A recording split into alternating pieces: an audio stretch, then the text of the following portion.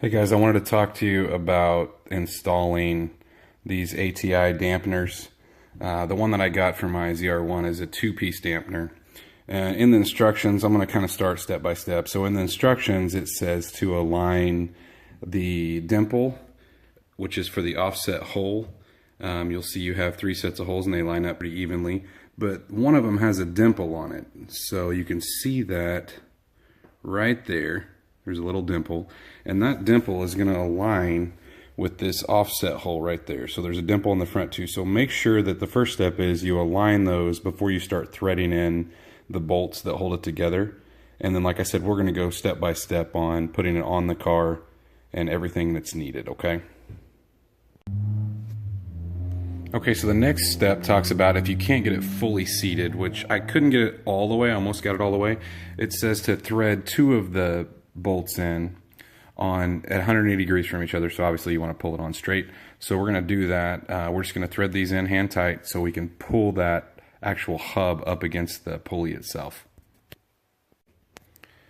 Okay, so after you've seated it, and when I say seated it, make sure that you're kind of tightening this guy and this guy and then this one and this one. I went back and forth like 2 turns here, 2 turns here, so it's evenly pulling that on, distributing that weight. Okay, go ahead and put the remaining 7 bolts in. Make sure that you put all 9 bolts in. All right, and then once you're done with that, you're going to torque it to 16 foot-pounds. All right, I chose not to use Loctite because mine's brand new. It has Loctites already on the bolts. But if you're reinstalling one of these, make sure you're using blue Loctite. 242s or similar grade will work. Okay, so I have it all put together, have all the bolts tightened. One thing I did, of course on the other side, but when I'm tightening the bolts, I tighten the center ones, okay, all the way around, then the leading edge one, and then the rear edge one.